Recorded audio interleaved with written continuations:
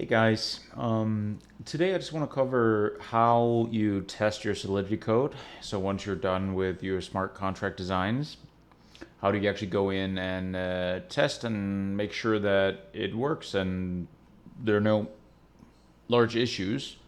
So the idea here is that we're going to use a couple of tools. So we're going to use ESLint for JavaScript, Solhint for Solidity, Prettier for the styling of the code.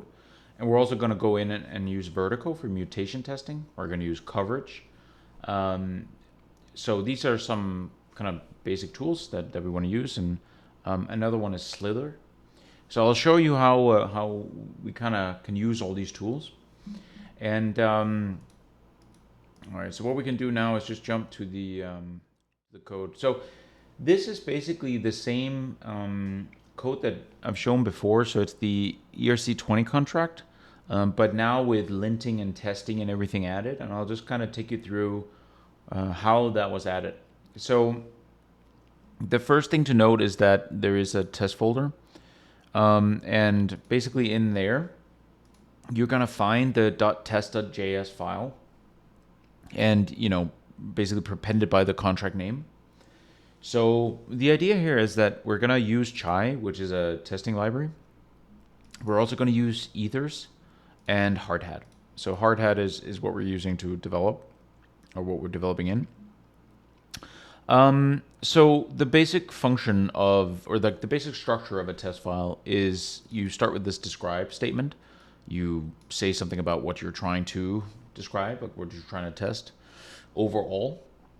You can have multiple describes, but this is like the main one here. And then basically what you want to do is you want to have this before each section. This is some code that's run before each test. So you make sure you start with a clean slate every time one of these tests run. These being whatever here starts with it. Okay, so it's very descriptive in many ways. So what I mean by that is you're gonna write it like it should deploy to an address, right? So it becomes very kind of self-explanatory. It should assign the token to the contract. So that when you also see the test run through and when you even read this, it kind of self-documents in many ways. But what do we put in before each? Well, in before each, we put things like, we want to get the, when we say get signers from this ethers package that we're using or module, we basically are saying, all right, give me all the accounts that that basically Hardhat has, that basically is loaded in some VM in the background here. So these accounts are basically, you can get many accounts, right? Like here, I'm just taking 2 accounts out of the ones that are. The first one I'm just going to call deployer. I can give them names, and the other one account 1. And I can keep going here. I can say I want account 2 and account 3 and account 4 and so on. But I'm just going to go with these 2. It's typically good to test certainly with at least 2, one being the deployer, because you want to make sure that you don't have any access control in place you don't intend to. So it's nice to take the role of another account that did not deploy and just try to interact with the functions that you do expect to be able to interact with, and also test that you cannot interact with the ones you do not want anyone to have access to. So here is the structure for deploying. With Ethers, it's very easy because you can call this function called get contract factory, and you can just name the basically your contract that you've written. So it kind of keeps track of it. When it compiles the code, it knows all the names of the contracts and everything, but it's taken care of automatically for you. So you just put the name here, and then you deploy. And when you do deploy, you just need to give the constructor arguments, and that's it. Okay, so now we just want to check some things like, is it like, is it a proper address it got deployed to, and all these things. We also want to make sure it assigns the tokens to the contract, so we can actually check the balance of. It's an ERC20 contract, right? So we can get the balance of. Notice that that's of course not the balance of Ether, it's the balance of the token, right? We're talking about 2 different things. I'm gonna kind of go a little quickly through this, but there are just some gotchas that I encourage you to look at in the code. But it's very important. One is around the await statements, the async nature of these functions. So when you basically read the contract, not modifying the state, you're just reading from it, from the blockchain, you just put the await here and you just call it. Similarly here, await total supply is also a read operation.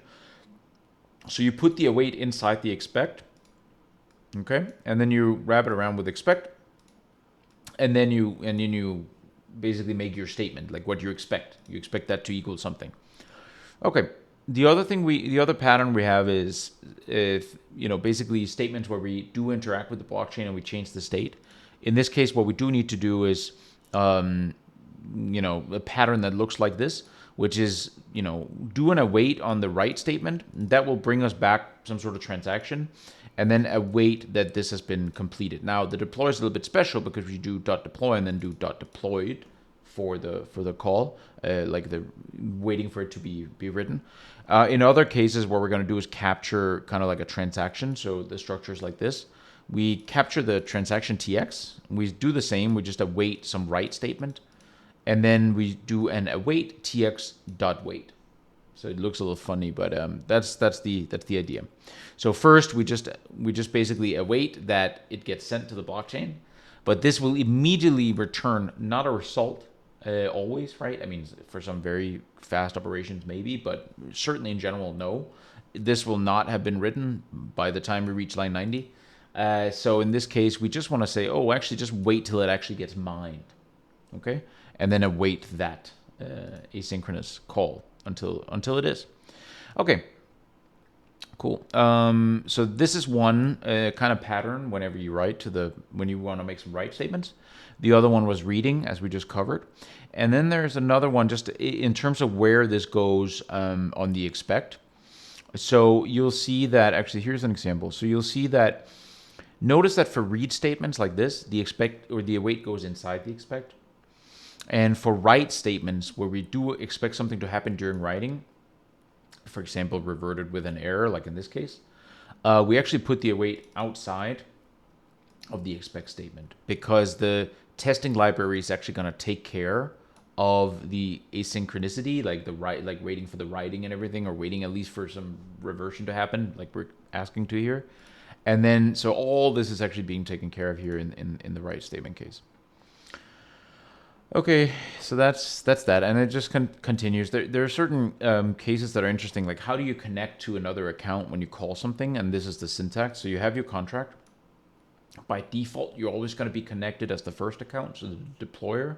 So if you don't do this .connect, you can just straight call the function whatever you want to call in the contract, and you're going to call it as the deployer. But if I want to call it as if I'm someone else, like another account, I can do .connect account first.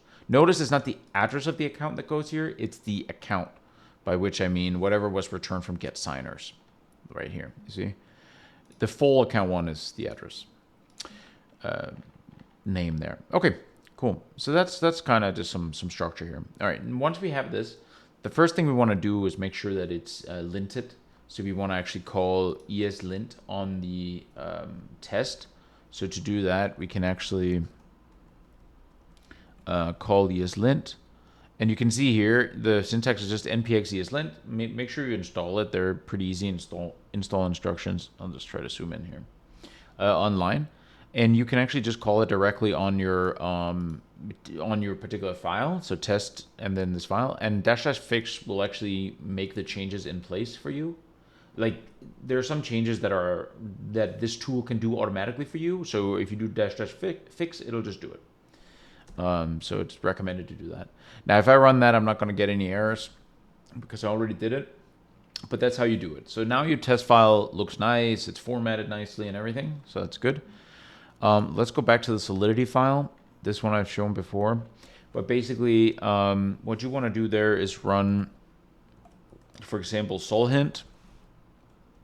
And the syntax is like this. So you do solhint, and then you put these single snippets, and then contract star.sol. So the star takes care of any subdirectories, and then star.sol just looks for any Solidity files within any subdirectories. We don't have any subdirectories, but it doesn't matter. That's the star will just default to whatever's inside contract. So if I type enter, I'm also not going to see anything because I already did it. But this is how you would run it, and you just need to install solhint. All right, so now we ESLinted it, solhinted it, yeah. And then what we're going to do is call this thing called slither. So there is this tool that you can also download and install via Python, actually, like pip. And it will actually, you need to call this in the root directory. And if you do slither dot like that, what it's going to do is it's going to, as you can see here, it's going to compile, and it's going to run slither on your code, which is kind of like a security analysis tool. And it's going to tell me, oh, by the way, in your sellback function, you're sending ether directly to someone who is not known really in general. Now, in this case, that's okay. That's how we have it. There's really no other way to do it. I mean, there are some designs where perhaps we can store the sender internally and we know a little bit more about them, but in general, this is just someone who bought tokens from us and they're selling it back, and we need to send them ether. We do have some internal checks in the code to make sure we're not sending, that we can afford to send them ether and all this stuff. So it's okay. In other cases, it just tells us, hey, by the way, you have a very low level call. Low level call is just anything where you do message to send it a call, which is actually kind of similar to the one above. So it just kind of highlights it. Just be aware, right? Be careful. Okay, so that's slither. The other one I wanted to show you was actually prettier. So let's see. Yeah,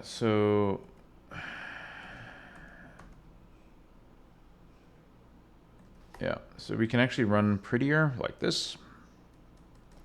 So in my case, I'll just run it like that, and it'll actually the syntax it'll actually just print it to screen, but you can tell it to just overwrite as well. So I believe the setting is right. Okay, dash right. So notice also what it says here. It says you just be edit files in place. Just beware, right? You just want to be careful. In this case, it's fine. So I'm just gonna make whatever it just dumped out. In general, what you can do is take that output and just print it to screen. If you saw that up here, just whatever this is the contract that has been basically edited by Prettier, and you can compare them side by side if you want. Or just do write, and since we have everything in Git, we need to call it on the actual, we will see the changes too, right, when we go and add things to Git. Okay, so in this case, nothing was modified because I already did it, but also in general, when you add things with Git, I'm sure you're familiar with this, but always make sure you do git add -p, and it'll kind of show you individual chunks of changes that you can kind of review and add or not, instead of just doing git add and then the file, right? Because then you're just kind of sure that these changes were actually made and everything. Okay, so those are some tools. The last one I just want to show actually is Vertigo. So yeah, so in my case, I had to kind of, this is just a path thing, but you can run it like this. So basically, install Vertigo, make sure you find your binary, call run. In my case, I'm using Hardhat, so I can do Hardhat parallel too. And then the output of Vertigo is saved here. This is mutation testing. So this is something you run on top of your tests, and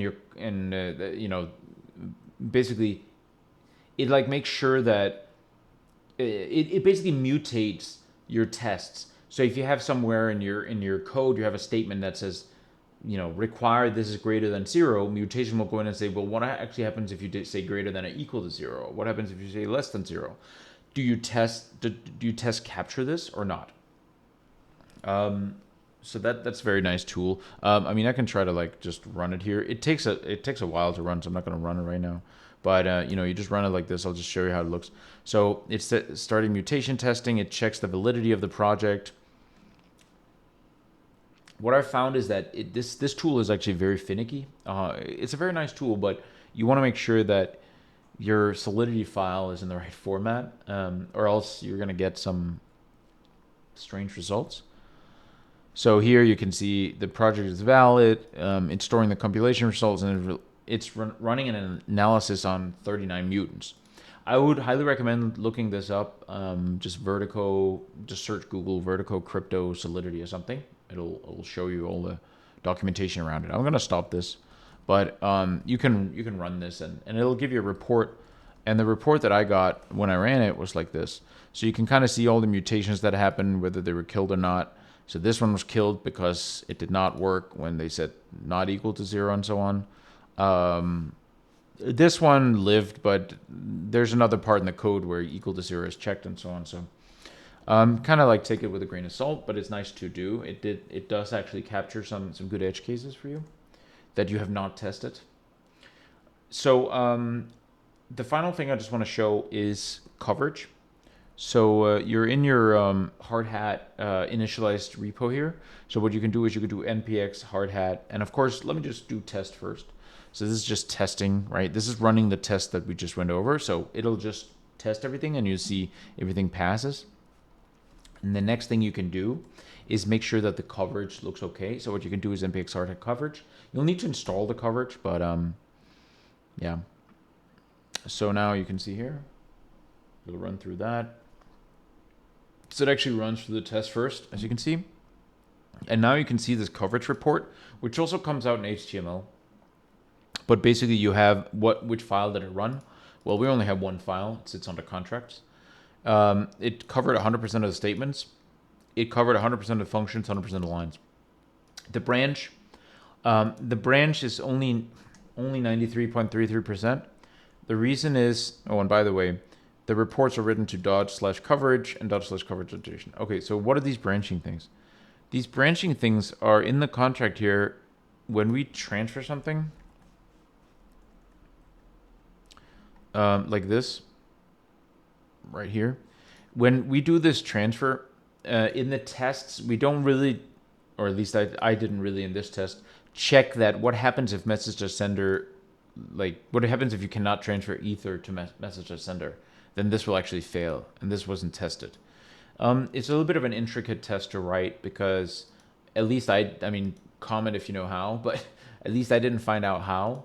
I think one way could be to write a very custom contract that technically takes the role of message to sender, but you just don't define a payable or a fallback, and then it'll actually fail this call. But now you're writing yet another contract, introducing that in. It seemed a little strange. So I have 2 of these cases, and that's actually what brings me to 93. So I'm actually comfortable with this. So that's a coverage report. And in Solidity, you really do need to have 100% coverage. You're handling funds, money, and so on. It has to be a very, very well-tested, code. Whereas like maybe for front-end code in general, in the general industry, you don't expect exactly 100 all the time, right? Because if there's a small bug or something, you can always quickly fix it. In Solidity, it's immutable code in the blockchain. It's not so easy. So you would definitely want to make sure you have 100% coverage. So these are just some tools. These are some tools that you can use to test your code.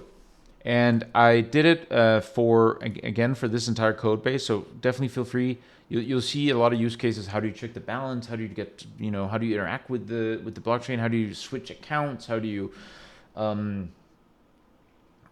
you compare various types, addresses, strings, numbers, and so on. So it's all in here. And I did the same for the other contract we had.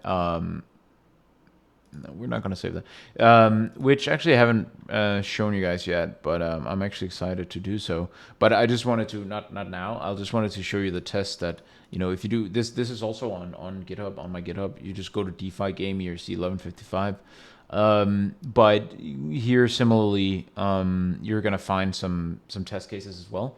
And this one is also interesting because this one actually involves changing the underlying blockchain. So you can actually manipulate the blockchain itself, meaning you can change the time.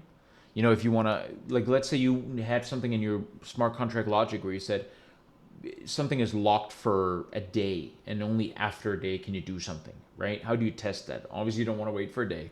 So what you can do is you can manipulate the time of the blockchain and just say, oh, just advance a day and pretend like that happened. So that's where this provider comes in, okay? And then you can send these commands like EVM, go to the EVM and increase the time by this much, okay? So this provider is a very powerful concept for testing. And you can see I do that quite a lot here because in this particular code, there's some minting cooldown period. But you get provider simply from ethers.provider. And ethers is, again, this kind of tooling we're using from Hardhat. Chai is what gives us all these very, very nice wrappers around the testing, like the expect, and you can do all kinds of very complicated statements like to equal this and to be reverted with and so on. The final thing I just want to tell you for the testing is that when you do test, you notice I have this be reverted with. Okay, so you can actually say like a custom thing. For example, oh, you have to be an owner or something, right? Or in my case, there was some custom error I wrote in the smart contract says cannot mint. It's in cooldown. What is this revert reason? Revert reason is this custom function I wrote up here that you do need to put around your revert statements as well, because there's a bug in basically chai in that it will actually accept and pass anything that's a substring of this entire string. Okay, so you don't want that. You want to check the exact string. So this will always be there. This first part here on all these reverts and errors, the VM exception, yada yada, and then your reason will change. That depends on whatever you put in your smart contract. That's what you want to put in here. So this is an important point. You want to make sure you do that, or else you're not going to get the full test as you expect to. So you want to do that. I believe, and you see how I use it multiple times. I believe that is, yeah, that is the majority of this. With this provider, by the way, I mean, you can manipulate a lot of things with the blockchain. I'm just doing time mainly here, but you can also, send ether, like force send ether, set balances, things like that. You can really, it's a very powerful weapon.